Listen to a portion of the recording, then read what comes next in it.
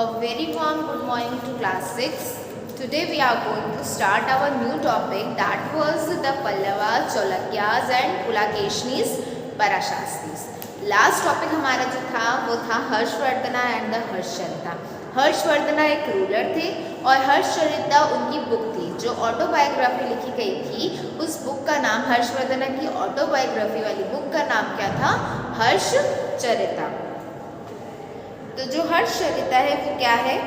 वो हर्षचरिता थी, वो संस्कृत में लिखी गई थी, जिसे लिखा गया था बानाभट्टा ने। बानाभट्टा वो थे जो हर्षवर्धना के कोर्ट में क्या थे? पोएट थे। हर्षवर्धना के कोर्ट में वो क्या थे? पोएट थे। आज जो हम पढ़ रहे हैं वो है हमारा द पल्लवास, चौलक्यास एंड पुलाकेशिन्स पराशास्त्रीज। The Pallavas and Cholukyas were the most important ruling dynasties in South India during this period. जो पल्लवास और चौलक्यास हैं वो बहुत ही important डायनेस्टी थे साउथ इंडिया के इस टाइम पे, ड्यूरिंग दिस पीरियड, मतलब उनके टाइम पीरियड पे। The kingdom of the Pallavas spread from the region around their capital Kanchipuram to the Kaveri Delta. जो पल्लवा का किंगडम था, मतलब राज्य था, वो कहाँ तक स्प्रेड आउट हुआ था? वो स्प्रेड आउट हुआ था कांचीपुरम से लेकर कावेरी डेल्टा तक। ठीक है, जो पल्लवास का राज्य था वो स्प्रेड आउट हुआ था कांचीपुरम से लेकर डेल्टा तक, कावेरी डेल्टा तक।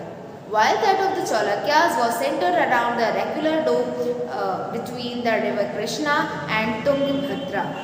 लेकिन जो चौलक्यास हैं उनका जो सेंटर था, उनका जो जगह था वो था रेक्युलर डोबा में, जो किसके बीच में है? रेक्युलर डोबा एक जगह का नाम है जो किसके बीच में है?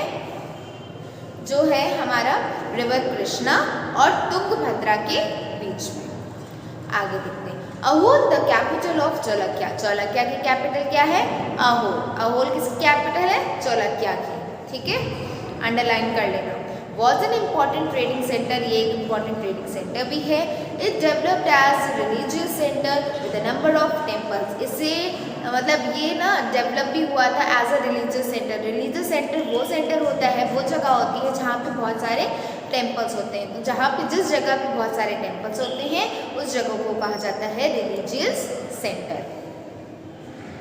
आगे, The Pallavas and Cholukyas frequently raid one another island, especially attacking the capital cities which were prosperous towns.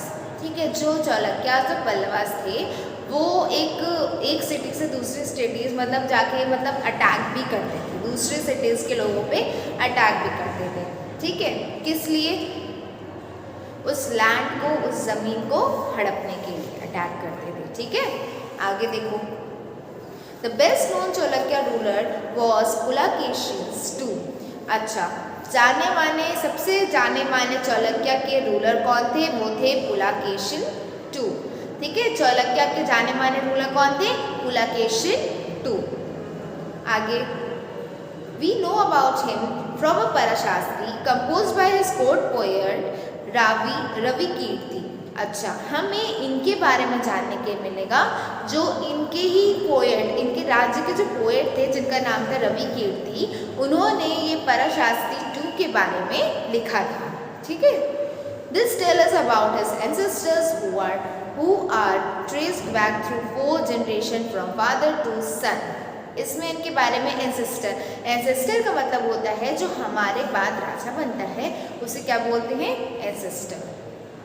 ठीक है, ये हुआ था, मतलब ये अपने फादर जनरेशन बाय जनरेशन बनते, जैसे पहले ग्रैंडफादर उनका राज्य संभाल रहे थे, इसके बाद फादर संभालेंगे, अगर कोई एल्डर ब्रदर होता है तो वो संभालेंगे, इसके बाद में कौन संभालेगा? वो खुद संभालेंगे, उनके बाद में उनका बेटा संभालेगा, उनके बेटे का बेटा, तो ऐसे करके ये चीज़ आगे जनरेशन बाय जनरेशन चलती रहती है।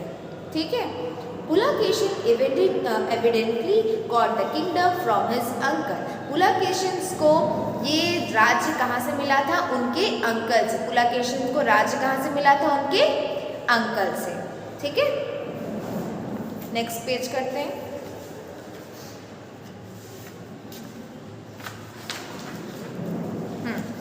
According to Ravi Kirti, he led expeditions along both the west and the east coast.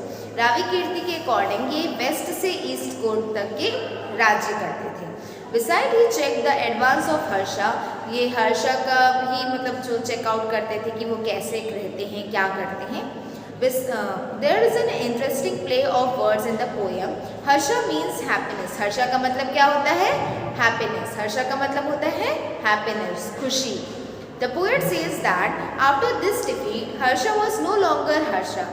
मतलब पोएट ने कहा था कि जो हर्षा थे जब वो लड़ाई में पराजित हो गए थे, हार गए थे, तो अब वो हर्षा नहीं रहे.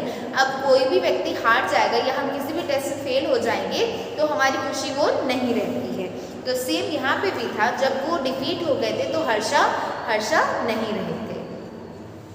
इसके आगे Pulakeshin also attacked the Pallava king who took shelter behind the walls of Kanchipuram.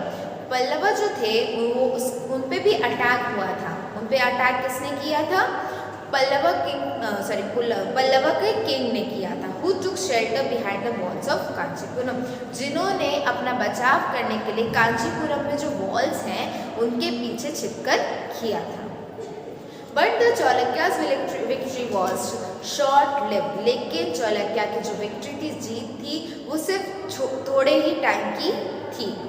Ultimately both the Pallavas and the Chalukya gave way to new ruler belonging to the Rashtrakuta and Chola dynasty, about which you will study in class 7. अच्छा, इसके बाद में देखो चालुक्या भी जीते थे, इसके बाद पल्लवा भी जीते थे, लेकिन दोनों के राज्य क्या थे? छोटे छोटे थे. तो दोनों ने क्या किया? अपना राज्य एक साथ मिला लिया. जब अपना राज्य एक साथ कोई मिला लेगा तो एक राज्य बड़ा राज्य बन जाएगा. और उसी बड़े राज्य का नाम क्या बन गया था? राष्ट्रकूटा और चोला डायनेस्टी, जिसके बारे में हम अगली न्यू क्लास में पढ़ेंगे. That was class 7. ठीक है, इतना समझ में आया? अब हम आगे पढ़ते हैं. How were these kingdoms administrated? कैसे ये kingdoms मतलब जो राज्य हैं वो चलाए जाते थे. As in the case of earlier kings, हमारा न्यू टॉपिक स्टार्ट हो गया है. That was how was हमारी पीढ़ी नेक्स्ट स्टार्ट हो गई. That was पीढ़ी नंबर 11. How these kingdoms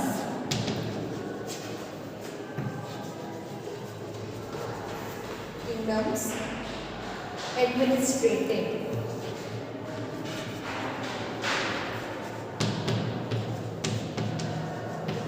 कैसे ये किंगडम को चलाया जाता था, ये हमारा न्यू टॉपिक है. ठीक है, आगे देखते हैं. Let's start. As in the case of the earlier kings, land revenue remained important for these rulers and the village remained the basic unit of administration.